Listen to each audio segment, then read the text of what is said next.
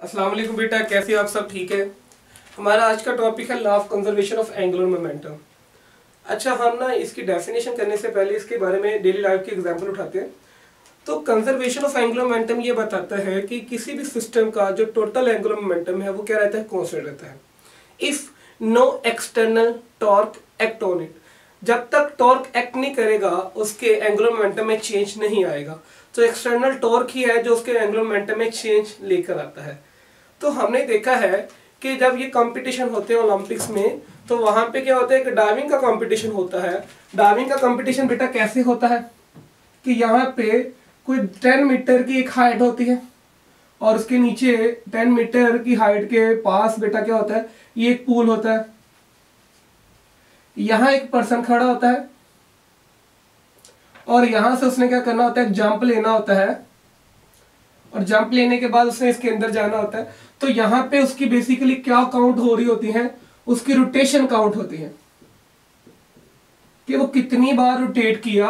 और at the end, और इस एंड के ऊपर जैसे ही वो पानी से टच करने लगता है उसकी ये चीज देखी जाती है वो कितना स्ट्रेट इसके अंदर गया। ठीक, तो ये कंपटीशन 10 मीटर की हाइट है। तो यहाँ टाइम भी बेटा लगभग 1-2 सेकंड लगते हैं। आप निकाल भी सकते हैं, टाइम हाइट है आपके पास, इनिशियल स्पीड 0 है तो आप उसको निकाल सकते हैं कि टाइम कितना लगेगा। अच्छा, अब कहने का मतलब ये है कि अब वो क्या करेगा, उसको यहां से इनिशियली स्टेज पे बेटा वो क्या करता है, जब वो यहां खड़ा होता है तो अपने हाथों को यूं फैला देता है ऐसे। ठीक, जैसे ही अपने हाथों को फैलाता है और अपने पांव को, उसकी जो उंगलियां होती हैं उसको उठा देता है और अपना रेडियस क्या करता है, यहां से इतना रेडियस बना लेता है। इनिशियली बहुत बड़ा रेडियस वो क्या करता है, बना लेता है। हम इसको यू बना लेते हैं, बड़े वाला थोड़ा सा बना लेते हैं, तो उसका यू इतना रेडियस बन जाता है। अब जैसे ही वो ऊपर की तरफ छलांग लगाता है वो अपने हाथों को यूं बंद करता है और पांव को भी बेटा क्या कर देता है, क्लोज। तो एट दैट टाइम वो अपने हाथों को यूं जैसे ही क्लोज करेगा तो उसका ये जो रेडियस होता है ये क्या हो जाता है, डिक्रीज हो जाता है। इवन के किसी बाहर से फोर्स नहीं लग रही, लेकिन उसकी बेटा क्या हो जाता है, रेडियस डिक्रीज हो जाता है। Due to decrease in radius हम देखते हैं कि सर जी उसका जो घूमने वाला वेलोसिटी है वो बढ़ जाता है, वो इस तरह घूमना शुरू कर देता है। और जब इसके पास पहुंचता है देन अगेन वो अपने हाथों को और पांव को दोबारा खोल देता है। तो सेंटर से इन दोनों का डिस्टेंस ज्यादा होने की वजह से इसका यहां पे आकर घूमने वाला वेलोसिटी होता है वो फिर क्या हो जाता है, डिक्रीज हो जाता है।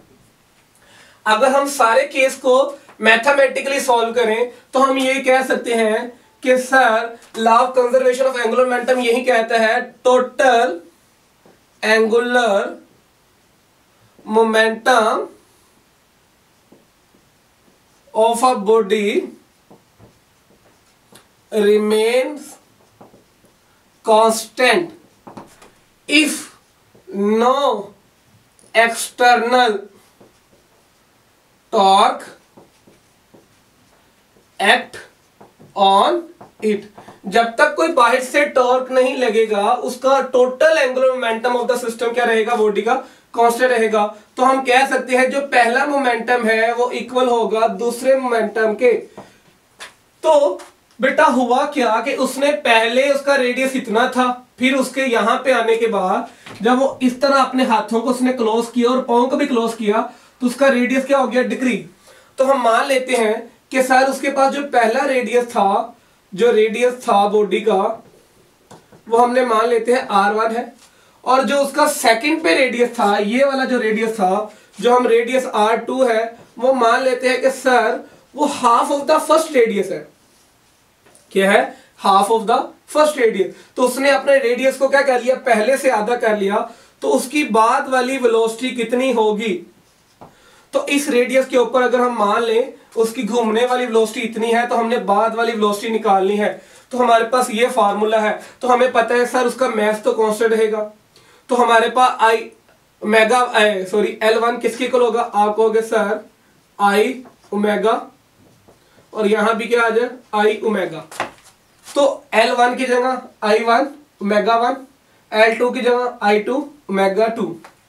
तो हम अगर इसको यहां पे लिखें तो I किसके इक्वल होता है, आप कहोगे sir MR1 square omega 1 equal होगा mr2 square omega 2। Mess constant है, ठीक है, मैस से कट गया, तो हमारे पास क्या आ गया, r1 square omega 1 equal to r2 square omega 2। और r1 हमारे पास क्या है, r1 ही है, और ओमेगा 1 है, हमारे पास बेटा क्या है, ओमेगा 2 की वैल्यू निकालनी है। तो r1 स्क्वायर ओमेगा 1 और r2 कितना है, तो r जो 2 है वो एक्चुअली r1 का हाफ है, तो आप यहाँ पे क्या लगा दोगे, r1/2 का स्क्वायर ओमेगा 2। तो आप यहाँ पे ये कह सकते हो कि जब आप इसका स्क्वायर ओपन करोगे तो आपके पास r1 स्क्वायर डिवाइड बाय क्या आ जाएगा, 4। तो r1 स्क्वायर से कट गया, तो ये 4 आके इधर मल्टीप्लाई हो गया, तो आप कहोगे सर उसकी ओमेगा 2 जो सेकंड वेलोसिटी होगी एट दैट पोजीशन वो क्या हो जाएगी, इंक्रीज कर जाएगी। और वो कितनी इंक्रीज कर जाएगी, वो पहली ओमेगा का 4 गुना ज्यादा इंक्रीज कर जाएगी। अगर रेडियस आपका क्या होता है, हाफ डिक्रीज होता है, तो आपकी ओमेगा क्या हो जाएगी, 4 टाइम बेटा क्या हो जाएगी, इंक्रीज। तो वो बेटा क्या करेगा, बहुत तेजी से रोटेट करेगा, और यहाँ पे जाने के बाद वो अपना रेडियस दोबारा क्या करता है, इंक्रीज कर देता है, और उसकी ओमेगा क्या हो जाती है बेटा, डिक्रीज हो जाती है। ठीक, तो बेटा this is all about conservation of angular momentum.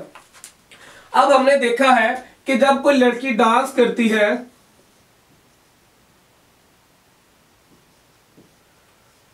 तो इनिशियली वो क्या करती है, अपने पांव को थोड़ा सा लिफ्ट करती है, ये एड़ियां उठाती है, और यहां से दूसरे पांव को थोड़ा सा स्लाइड करने के बाद एक मूवमेंट आर्म बनाती है और इस डायरेक्शन की तरफ फोर्स लगाती है, और अपने हाथों को क्या करती है, इतना खोल देती है।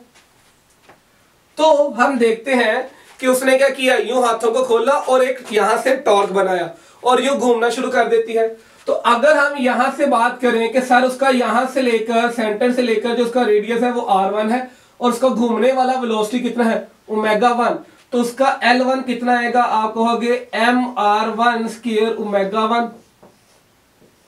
लेकिन कुछ इंस्टेंट के बाद वो क्या करती है, जैसे ही अपने हाथों को यहां पे रखती है, उसकी घूमने की वेलोसिटी क्या हो जाती है, इंक्रीज हो जाती है। तो उसने क्या किया, अपने हाथों को पकड़कर यहां रखा, जैसे ही अपने हाथों को यहां रखती है उसका रेडियस बेटा क्या हो जाता है, रेडियस डिक्रीज कर जाता है। अगर हम मान लें जो उसका सेकंड रेडियस आया वो फर्स्ट का हाफ हो गया, तो उसकी ओमेगा कितनी होगी, तो आप कहोगे सर ओमेगा तो इंक्रीज होगी, कितनी इंक्रीज होगी, तो आप यहां से कैलकुलेट कर लोगे, L1 is equal to L2। तो L1 कितना, mr1 square omega 1 is equal to L2 कितना हो गया, m, और r2 स्क्वायर ओमेगा 2। तो r2 स्क्वायर कितना होगा, आप कहोगे sir it is r1 square divide by 4। m से कट गया, r से कट गया, तो उसकी जो घूमने की वेलोसिटी हो जाएगी 4 टाइम बेटा क्या हो जाएगी, इंक्रीज कर देगी। और अगर उसने अपने आप को रोकना होगा तो वो यूं अपने हाथों का क्या करेगी, खोल देगी। तो जैसे ही अपने हाथों को खोलेगी उसका r फिर क्या हो जाएगा, इंक्रीज हो जाएगा, और ओमेगा क्या हो जाएगा, डिक्रीज हो जाएगा, और वो अपने आप को क्या कर लेगी, रोकेगी। तो इस तरह वो क्या करती है, अपने एंगुलर मोमेंटम में चेंज लाने के बाद अपने अंदर ओमेगा एंगुलर मोमेंटम में रेडियस चेंज करने से अपनी एंगुलर वेलोसिटी क्या करती है, चेंज करती है।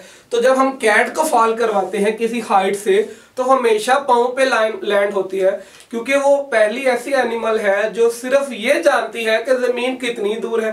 तो जब वो जमीन के पास होती है तो अपने हाथों को फैला देती है, जो सेंटर से उसका डिस्टेंस इंक्रीज करने के बाद उसका एंगुलर मोमेंटम उसकी जो घूमने की वेलोसिटी है उसको डिक्रीज कर देती है, और वो फीट पर लैंड हो जाती है।